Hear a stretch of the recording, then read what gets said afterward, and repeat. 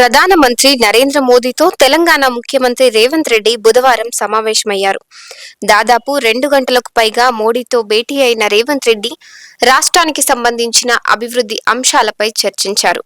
ప్రధానంగా 5 అంశాలపై ప్రధానితో సీఎం రేవంత్ రెడ్డి చర్చించారు. తెలంగాణ అభివృద్ధికి సంబంధించి 5 అంశాలపై ప్రధానికి నివేదిక ఇచ్చారు.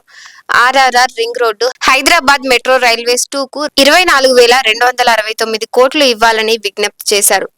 అలాగే 55 కిలోమీటర్ల మేర పొడవు ఉన్న మూసీ నదికి పునర్జీవం కల్పించడం మూసీ ప్రాజెక్టు ప్రధాన లక్ష్యమని, మూసీ ప్రాజెక్టుకు 20,000 కోట్లు ఇవ్వాలని వినతి చేశారు.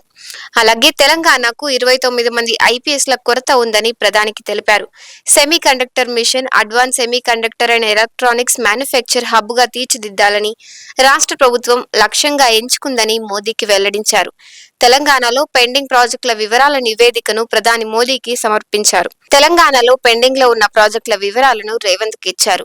తెలంగాణలో చేపట్టిన పలు ప్రాజెక్టులకు నిధుల కేటాయింపు కల్పించాలని విజ్ఞప్తి చేయడంతో పాటు విభజన చట్టంలోని పెండింగ్ సమస్యలను ప్రధాని దృష్టికి తీసుకువెళ్లారు. అలాగే ఎస్ఎల్బీసీ ప్రమాద ఘటనపై ప్రధానికి వివరించారు. పలువురు కేంద్ర మంత్రులను కూడా రేవంత్ కలిసే అవకాశం ఉంది. ఇలాంటి మంచి వీడియోల కోసము తెలుగు గలంను మీరు లైక్ చేయండి, షేర్ చేయండి, సబ్స్క్రైబ్ చేయండి, కామెంట్ చేయండి, 10 మందికి తెలియజేయండి.